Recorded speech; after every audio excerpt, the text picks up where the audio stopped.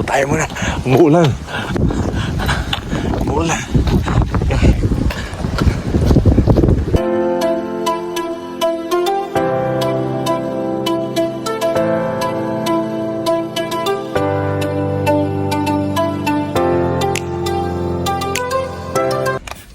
Yun. Ay, long time no see. Pasensya na po, ngayon lang uli ako nakapag-vlog. Pasensya, ayusin ka lang natin. Mula kasi. Anyway, kwento ko lang po kasi, di ba naalala nyo na ako'y agency para makapag-travel. So ngayon, ito yung pangalawang beses, pero ito yung unang beses na napakalayo talaga. Hindi pa nga malayo eh. Kasi 1 hour enough lang. Kasi normally yung iba, umaabot na 5 oras eh. So, anyway, nandito tayo ngayon sa Pinefall. Para sa akin, medyo malayo pa to kasi bago pa lang. Sa iba, sa mga biyahero, walang kwenta to kasi sanay sila sa mga 5 oras na biyahe talaga. At talagang doon na sila na tumitigil. Ang masama nito kasi yung biyahe ko kanina. Lakas ng ulan, grabe, talagang kanina lang ako nakakuha ng nakapag-bid, tas kanina lang, ano ba to? Labo ng aking glass. Kanina lang ako nakakuha ng shift eh. Tapos kanina lang ako na-approve. Kagabi pa ako naghahanap. Kaya nung umalis ako medyo parang late, kaya dumating ako rito 30 minutes late. Dapat 7 o'clock, 7:30 ako nakarating. So yun, ang aking ito. Para ito yung kasi So ito ay hospital. So merong PCH or yung personal care home at merong hospital. So dito ako na-assign sa hospital. Ang laki pala ng pagkakaiba kasi first time kong akit pala. Ang pagkakaiba, hindi mo na sila dapat i-get up para mag-breakfast. Dadali na yung breakfast sa So bilang isang baguhang healthcare kid, talaga marami akong mga hindi pa alam talaga. Marami pa akong kakaining bigas kumbaga sa kasabihan sa atin, di ba? Bago ako sa kultura kasi nasanay ako sa personal care room na umaga pa lang, paspas, bibihis mo yun para pumunta sa dining room. So dito naman sa acute, wala, nakahiga lang sila sa tapos hintayin mo lang kung anong kailangan nila. Iba-iba yung mga senaryo, iba-iba yung sitwasyon nila doon, yung mga health condition nila, may mga kung ano mga nakasabit, which is normal naman, pero talagang totally hindi siya ganong ka-rush kung titingnan mo sa madaling salita. Kung compare mo sa PCH na talagang paspasan, kailangan mong palitan ng ganito, palitan ng diaper, palitan ng Eto hindi eh. Pagdating ko, nagkwentuhan pa kami, nag-orient pa ng konti, tapos yun pinapakain lang yung residente. Tapos yun gano'n lang. Hindi siya gano'n. So, ibig ko sabihin, medyo mas maganda pala ng konti itong acute kung tutusin. Hindi ko pa nga lang masasabi kasi ito pala nakita ko kasi 2 oras pala ako nagkatrabaho bilang sa acute. Meron nga, break tayo. Break muna tayo. Pero mababait yung mga yung mga tao. Tsaka talagang kumbaga ino-orient ka talaga mabuti. Yun ang gusto ko doon. Talagang hindi ka kumbaga alam na baguhan ka. Hindi ka familiar doon sa lugar, ino-orient ka na alam. Hindi ka tulad kasi nung hindi ko na sabi ko ng facility. Basta yung pagdating ko ron, para ba in-expect nila alam mo na, diba? Siyempre, kahit may alam ka, kung hindi mo naman alam yung kung saan nakalagay ang ganto, kung nakasakain, talagang mangangapa ka pa rin, diba? Talagang kahit ano pang alam mo, pero kung bago ka sa lugar na yun, makakapa ka dun sa lugar. Kaya ako, naging observant muna ako sa una. Tinatanong ko ano ba ang gusto mong, ano dapat kong gawin, yung mga ganyan. So, kahit may alam mo ako, hindi ako basta nagja-jump. Kasi ayoko nung para bang ang dating ko para bang nagmamarunong, di ba? Basta, tsaka syempre, pasyente to, hindi naman pwedeng basta-basta ka, gagawa ng walang approval ng mga nurse or syempre, di ba, hindi ka ba basta-basta galaw ng galaw kagad, lalo na dapat meron talagang regular na nagsasabi sa iyo na yan, makinig ka, kumbaga makinig ka mabuti sa regular. Dahil medyo mahaba yung biyahe ko, nagutom ako. Ang lakas ng ulan, grabe. Hindi ko lang na video nga kanina eh. Tapos ang daming potholes pala papunta dito. Kaya mahirap, kaya mabagal ako. Kaya medyo na-late ako. Nung isang araw, nag-hail eh. Hirap yung nagbabiyahe ka at nag-hail. Pwede mabasag yung windshield mo nun. Pag nag-hail, hanggat maaari, tigil kayo. Kasi mas malaki, pag tumatakbo, mas malakas kasi yung impact eh. Share ko lang sa inyo, no? So, pagka mga agency, medyo mataas ang per hour nila. Kaya medyo marami ang mga healthcare aid, nurse na nagta-travel ngayon kasi nakita nila na medyo mataas yung per hour. Tapos binabayaran yung mileage.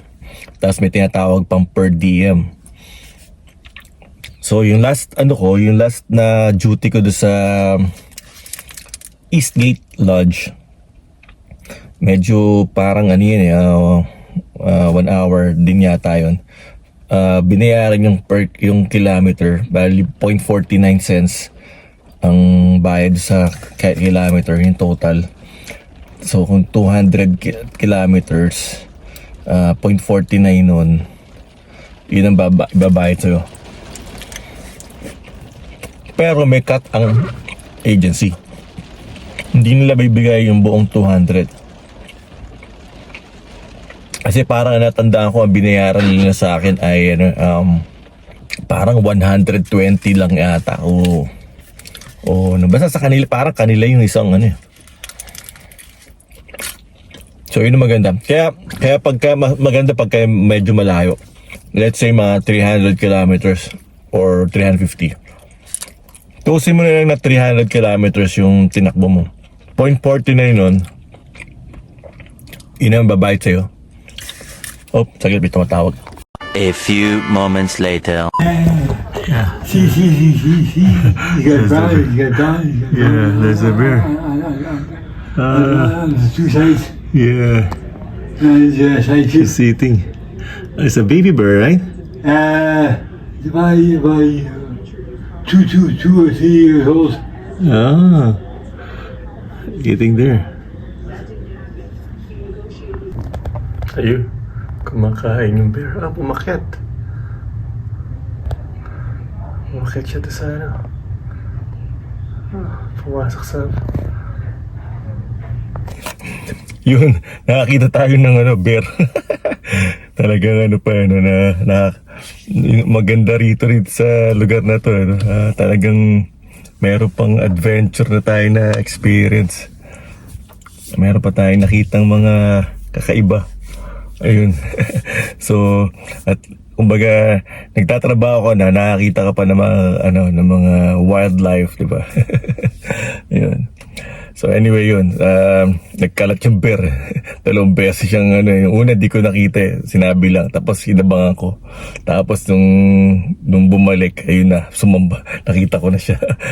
sabi nung pasyente, kanino, paikot-ikot pa nga road siya doon kanina pa. Naka-break nga ako kanina. Kaya, so anyway, tawag dito. Abangan nyo yung mga susunod na mga kabanata. Marami tayong mga pupuntahan pang mga matatravel pa tayo sa iba't ibang lugar dito sa Manitoba. Marami tayong mga pupuntahan mga facility rito. At alamin natin. Marami tayong natutunan. So totoo lang okay rin pala yung acute. Hindi masyadong especially dito sa Pinefall, hindi masyadong bugbog. Hindi lagi takbo na takbo at kailangan walang masyadong trabaho, hindi katulad sa PCH para na maya papakainin mo pa, papadalin mo pa, lalo na yung days kasi bibihisan mo, papaliguan mo, tapos dadali mo sa dining room, tapos maya kakain na naman, ayusin na naman, pupunta, dali naman sa dining room, tapos papalitan mo ng, so halos 2 beses silang, sa days, 2 beses kumakain, di ba? So may breakfast tsaka lunch, tapos meron pang snack, tapos minsan 2 beses din sila pumupupo, kaya medyo bugbog. Eto dahil hospital, at marami sa kanila ang medyo, tawag dito, naghihintay na lang daw ng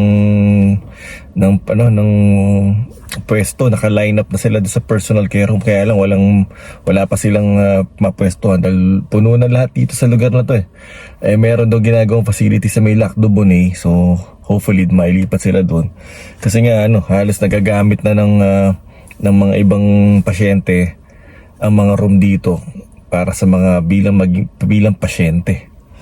Di ba? Bilang kaya nga nagagamit nila yung room. Kaya kasi nga hindi naman masyadong busy. So, maganda pala pumunta rito, no? Pagka may sakit ka. Hindi ka na, kasi pag nasa Winnipeg ka, abot ka pa ng 4 hours to 6 hours minsan paghihintay. Dahil sa nakapila nga. Yun ang problema, yun ang downside ng mga libre. Libre nga, yun nga lang, pipila ka. So, dito, hindi masyadong busy, wala nga pila. Yung nga, travel ka pagka layo-layo, 1 hour and a half. So, yung pinaghintay mong 6 hours, punta ka na lang dito, di nagamot ka pa, May mga doktor pa rito. So anyway, liga, balik tayo. At makikita niyo yung pag-uwi ko. Natin yung mga dadaanan natin para at least makita niyo yung mga views ng mga dadaanan natin.